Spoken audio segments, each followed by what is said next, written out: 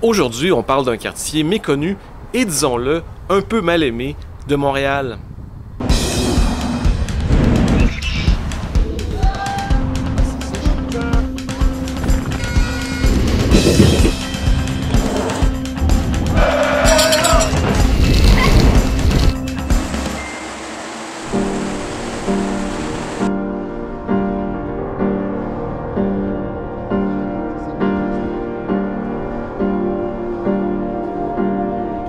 OK, alors, le quartier Parc Extension à Montréal. C'est un quartier que moi, personnellement, je connais pas tant que ça, comme la plupart des Montréalais. Je pense que ça s'explique en partie pour deux affaires. La première, c'est vraiment un quartier enclavé to the fullest. Les voies ferrées d'un bord, les voies ferrées de l'autre, l'autoroute métropolitaine au nord, puis le boulevard L'Acadie à l'ouest, mais comme barré avec une clôture avec Ville-Mont-Royal. Donc, c'est une des raisons pour lesquelles on ne le connaît pas, puisque à part pour aller au centre Rockland, c'est bien rare qu'on passe ici. L'autre raison, c'est que c'est un quartier qui a vraiment mauvaise réputation. En tout cas, depuis que moi, j'existe, ça a tout le temps été un quartier que « Ah, va pas là, c'est dangereux ». Je pense pas que c'est vrai aujourd'hui, mais ça a vraiment une mauvaise réputation, probablement pas fondée. Tu sais, fait que c'est un tout petit quartier, 1,6 km², c'est une dizaine de rues à peu près. Très grosse densité parce qu'il y a à peu près 30 000 habitants, donc ça fait un des quartiers le plus densément peuplé à Montréal. Il y a 75 communautés ethno-culturelles dans le quartier, fait qu'il n'y a pas grand communauté au Canada qui n'ont pas du monde qui habite dans le quartier. 70 % des habitants du quartier encore aujourd'hui sont pas nés au Canada ou n'ont pas le français comme langue maternelle, donc ça confirme que c'est vraiment un quartier de nouveaux arrivants. Puis jusqu'aux années 2000, la population du quartier se renouvelait aux 20 ans. Donc, c'est vraiment un quartier de nouveaux arrivants. Ils s'installent, ils font leur vie, puis dès qu'ils sont prospères, hop, ils s'en vont ailleurs et laissent la place à une nouvelle communauté.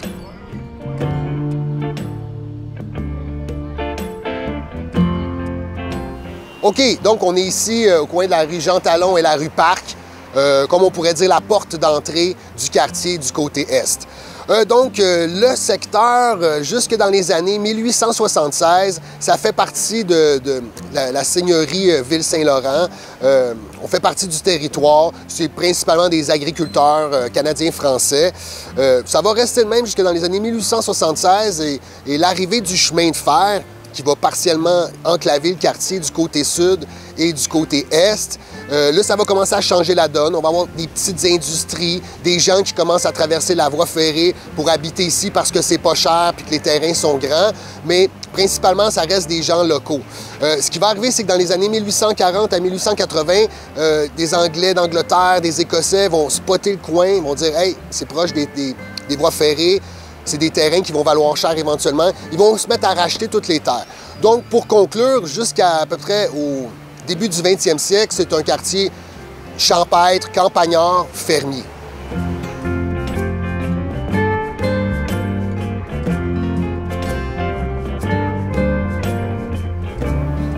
Donc, au début des années 1900, Ville-Mont-Royal se développe juste ici à côté. Ville-Mont-Royal, c'est une banlieue cossue pour les riches. Ils ont accès à une gare juste l'autre bord de la montagne. Donc, ça fait que le terrain ici du secteur Parc Extension commence à prendre de l'importance. Des spéculateurs ont les yeux dessus, puis se disent hey, ça ferait un très bel endroit pour faire du développement résidentiel, un genre de banlieue cossue pour les gens du centre-ville. Donc, des investisseurs achètent les 3 lots qui composent le secteur. Ils font de la Park Avenue Extension. Parce qu'ici, dans le fond, on est au bout d'Avenue du Parc. Donc, pour eux, c'est l'extension d'Avenue du Parc. Ils misent sur l'arrivée du tramway prochain pour faire mousser la valeur des terrains. Donc, c'est la même petite tour de passe-passe qu'on a déjà parlé dans d'autres capsules. Et les promoteurs se font annexer par Montréal en 1910 et le tramway arrive en 1912. Toute la séquence d'événements était planifiée, une grosse passe d'argent qui est faite. Donc, ça explique un peu pourquoi le quartier s'est développé à ce moment-là.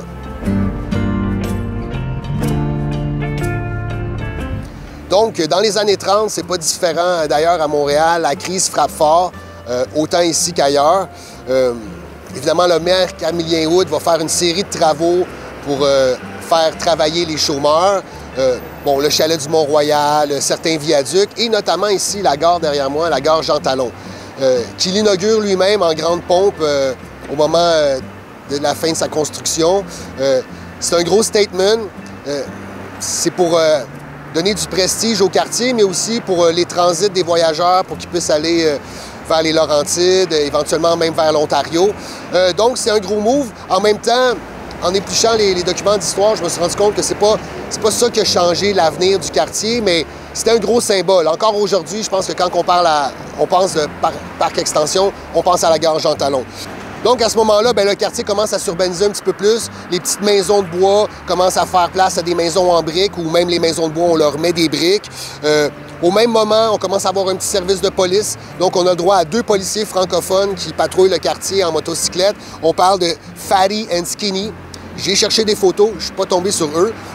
En même moment, la caserne numéro 41 est inaugurée, qui avait été inaugurée en 1923. Elle va fermer, faute de fonds. On n'aura plus de caserne pendant presque 10 ans. Bref, la crise fait mal au secteur.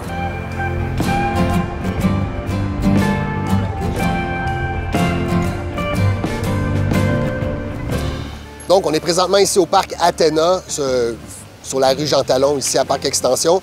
Un parc Athéna qui est un des premiers parcs et pendant longtemps qui était le seul parc du quartier. Il a été renommé Athéna dans les années 80 pour souligner l'apport de la communauté grecque. Donc, à partir de la Deuxième Guerre mondiale, évidemment, comme partout en Amérique du Nord, ça va changer.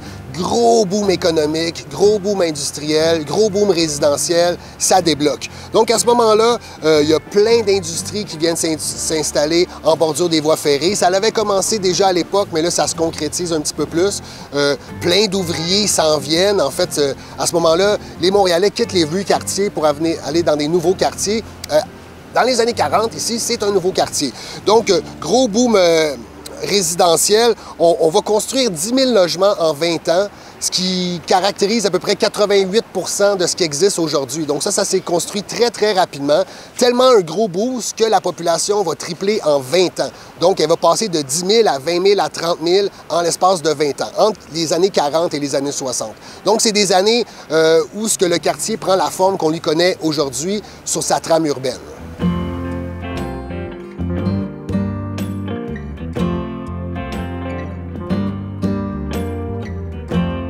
OK, donc dans l'après-guerre, le boom va attirer évidemment beaucoup d'ouvriers, beaucoup de gens, mais aussi beaucoup de nouveaux arrivants, des nouveaux Montréalais. On parle à ce moment-là, après la Deuxième Guerre mondiale, beaucoup de Juifs, des gens d'Europe de l'Est, des Ukrainiens, des Hongrois, des Italiens, des Grecs.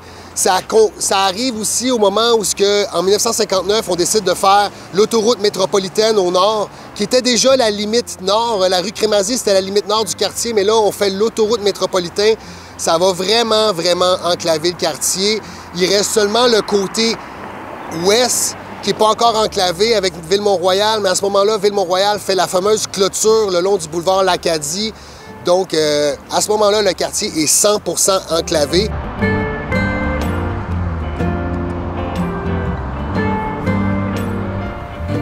Rendu dans les années 60, on va dire, c'est ce qu'on pourrait appeler l'âge d'or. C'est vraiment le moment du quartier où c'est en pleine activité. Beaucoup d'ouvriers continuent à affluer dans le quartier. Les logements sont pas chers. À ce moment-là, dans les années 60, c'est une grosse prédominance de la communauté grecque. Je pense qu'en l'espace de 15 ans, il y a comme 15 000 Grecs qui vont s'installer dans le quartier. Dans les années 60 aussi, c'est une période où on essaie d'améliorer le quartier parce que ça reste un quartier qui n'a pas droit à tous les services que la ville offre ailleurs. Donc, on commence à faire une piscine, on veut faire des organismes comme le PIO, qui est comme le Park Extension Youth Organization. Ça, c'est un organisme qui milite pour avoir des terrains de sport, des activités pour les jeunes.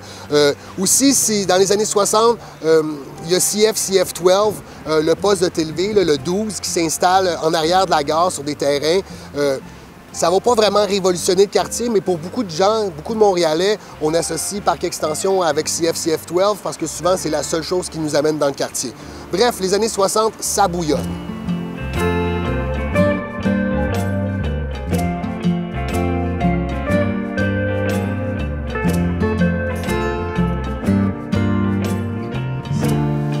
OK, alors on est ici présentement, toujours à Parc Extension, devant le temple Shri Ramji. Je ne suis pas sûr que je le prononce comme il faut. Alors, c'est pour illustrer un peu la part des communautés vraiment dans le quartier. Ça fait différent de ce qu'on voit à Montréal. Donc, c'est ça. Dans les années 70, même affaire, le quartier continue à attirer des nouveaux immigrants. Donc, les années 70, c'est principalement des Haïtiens, des Latinos, Hindous, Pakistanais, Bangladesh, Cambodge, Laos, Vietnamiens. Bref, ça, c'est la badge des années 70.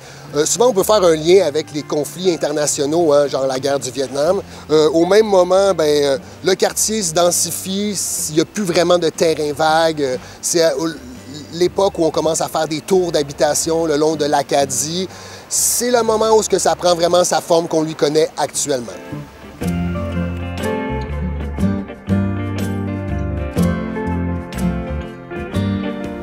À partir des années 80, le quartier se met à décliner un peu. En fait, c'est le début du bas fond. Parce que jusque dans les années 70, ça restait un quartier relativement assez nouveau et dynamique. À partir des années 80, ça commence par la grosse récession, après ça la désindustrialisation, la délocalisation des industries puis des manufactures. Ça commence à faire mal au quartier. Ça fait que le quartier devient plus un quartier moins d'ouvriers, mais plus de chômeurs. Étant donné que la population se renouvelle aux 20 ans, les propriétaires mettent jamais le paquet sur leurs propriétés. Donc, à ce moment-là, les propriétés commencent à manquer d'entretien.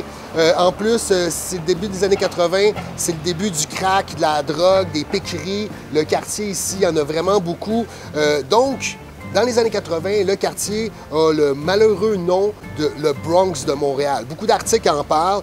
Ça fait que à partir de ce moment-là, le quartier va avoir vraiment mauvaise réputation. En 1983, on va fermer la gare Jean Talon. La ville va être propriétaire, elle va la laisser fermer pendant quelques années. Puis finalement, en 1996, elle va la vendre à Loblaw, qui vont faire une épicerie puis qui vont revitaliser un peu. À la même époque, juste pour rajouter, Ville-Mont-Royal part la clôture du boulevard L'Acadie parce qu'ils ne veulent surtout pas que les petits-enfants de Parc Extension aillent demander des bonbons l'autre bord. Évidemment, on va mettre ça sur le dos de la sécurité. Mais bref, c'est l'époque où le quartier commence à être vraiment reclus sur lui-même.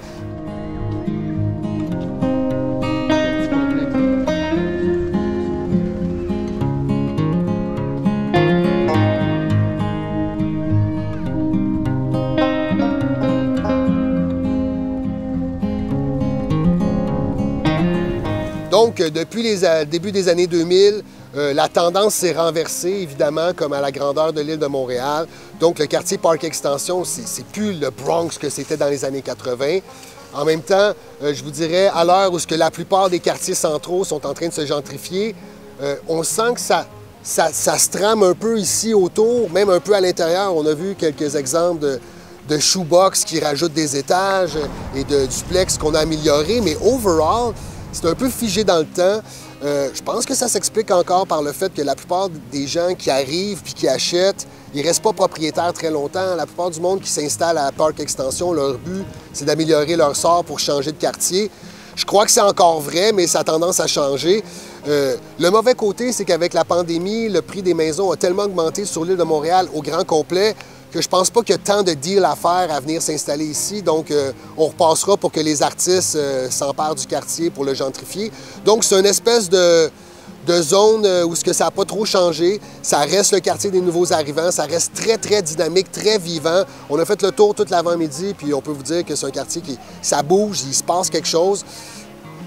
Je vous invite à venir le visiter. Il n'y a pas de temps à voir, mais après ça, c'est très agréable. Les gens sont très gentils. Ça reste un beau quartier de Montréal. Alors voilà ce qui termine cette courte vidéo sur Parc Extension. J'espère que vous avez aimé ça. Si oui, n'oubliez pas votre petit pouce en l'air. Partagez cette vidéo le plus possible sur les réseaux sociaux. Et là-dessus, on se dit à très bientôt.